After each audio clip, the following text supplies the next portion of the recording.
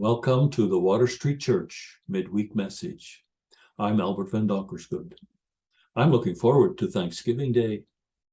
Our family event might not copy all the traditions that have been handed up to us: turkey, stuffing, mashed potatoes, gravy, cranberry sauce, squash, sweet potatoes, green beans, and pumpkin pie. But we will enjoy yet again from the vision of those who walked these North American shores before us. We can thank people of faith, Christian faith, for lodging this celebration firmly in our life together. The earliest Thanksgiving meal on Canadian shores by people of faith, and of which there is a record, occurred in 1578. Martin Frobisher and his crew ate salt beef, biscuits, and mushy peas to give thanks to God for their safe arrival in what is now Nunavut. They celebrated communion, and the ship's captain delivered a message, exhorting them especially to be thankful to God for their strange and miraculous deliverance in those so dangerous places. Americans commonly identify the first harvest celebration in the colony that became Plymouth, Massachusetts, as the start of their tradition. In October of 1621, they organized a 3-day feast, attended by 53 pilgrims, the survivors of the Mayflower, and 90 Wampanoag Native American people. A chronicler of the event wrote, "Although it be not always so plentiful as it was at this time with us, yet by the goodness of God, we are so far from want that we often wish you partakers of our plenty." But, like so much else in America, there is hullabaloo about this 1621 claim to the first Thanksgiving. In 1619, 38 British settlers reached the banks of Virginia's James River. The landing was immediately followed by a religious celebration, specifically dictated by the group's charter from the London Company. The charter declared that the day of our ship's arrival at the place assigned for plantation in the land of Virginia shall be yearly and perpetually kept holy as a day of thanksgiving to Almighty God. For decades, America's celebration was irregular and has wandered around the calendar. Their first president proclaimed November 26, 1789, as a day of public thanksgiving and prayer to be observed by acknowledging with grateful hearts the many signal favors of Almighty God.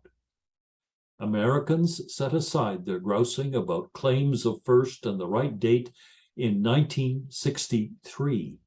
President Kennedy designated the fourth Thursday of November in each year as Thanksgiving Day by a Congress-supported proclamation that reads in part, "Let us therefore proclaim our gratitude to Providence for manifold blessings. Let us be humbly thankful for inherited ideals, and let us resolve to share those blessings and those ideals with our fellow human beings throughout the world." In Canada, too, the celebrations were incidental, and the date wandered for many decades. In 1859, before our Confederation, Protestant leaders petitioned the colonial government to create a day for giving thanks. And as a result, the province of Canada declared a Thanksgiving Day in which all Canadians were asked to spend the holiday in public and solemn recognition of God's mercies. The first Thanksgiving Day after Confederation was observed as a civic holiday on April 5, 1872, to celebrate the recovery of the Prince of Wales from a serious illness. He later became King Edward VII. In 1879, Canada's Governor-General declared November 6 as a day of general thanksgiving to Almighty God for the bountiful harvest with which Canada has been blessed. And then, in 1957, our Canadian Parliament declared a day of general thanksgiving to Almighty God for the bountiful harvest with which Canada has been blessed, to be observed on the second Monday of October. Thanksgiving Day stands not only on the shoulders of early North American settlers and past governments, but also on our scriptures.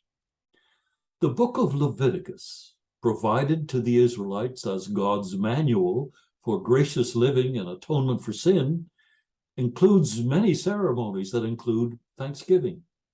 Thanksgiving in combination with thick loaves of bread or meat that must be eaten the day it is offered. Later, in the time of Ezra and Nehemiah, Thanksgiving was associated with praise and music. When Ezra's builders laid the foundation for the rebuilding of the temple, with praise and thanksgiving they sang to the Lord, and all the people gave a great shout of praise. And in the days of Nehemiah, at the dedication of the wall of Jerusalem, the Levites were brought to Jerusalem to celebrate joyfully the dedication with songs of thanksgiving and with the music of cymbals, harps, and lyres. And in the New Testament, Thanksgiving is often associated with prayer. The Apostle Paul writes to the Philippians, "Do not be anxious about anything, but in every situation, by prayer and petition, with thanksgiving, present your requests to God." It's that time of year. In the words of the letter to the Colossians, as translated by Eugene Peterson, let your living spill over into thanksgiving. Thank you for listening.